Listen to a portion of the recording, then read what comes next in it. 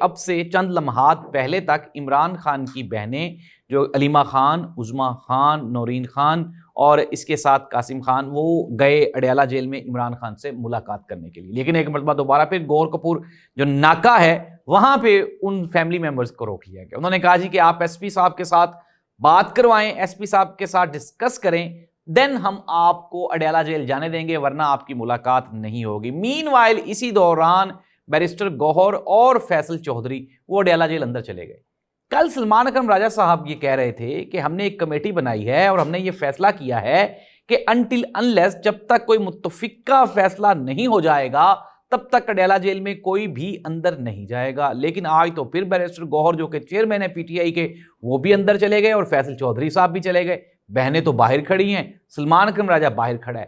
ناظرین، جس طرح سے میں آپ کو یہ بارہا کہہ چکا ہوں کہ اسٹیبلشمنٹ نے عمران خان کا ووٹ توڑنے کی کوشش کی عمران خان کے بارے میں ریومرز پھیلا کر، لیکن عوام نہیں مانی۔ عمران خان کے اوپر کیسز بنائے گئے، عوام نہیں مانی۔ پی ٹی آئی سے بلے کا نشان لیا گیا، لیکن اس کے باوجود بھی عوام نہیں مانی اور 8 فروری کو ووٹ پڑ گیا۔ عوام اور عمران خان یہ تو پیرلل ہیں، ساتھ ساتھ کھڑے ہیں۔ عمران خان کی یہ بدقسمتی رہی ہے کہ عمران خان کی جو پارٹی ہے اس میں ہمیشہ کمپرومائز لوگ رہے ہیں اور اب بھی موجود ہے۔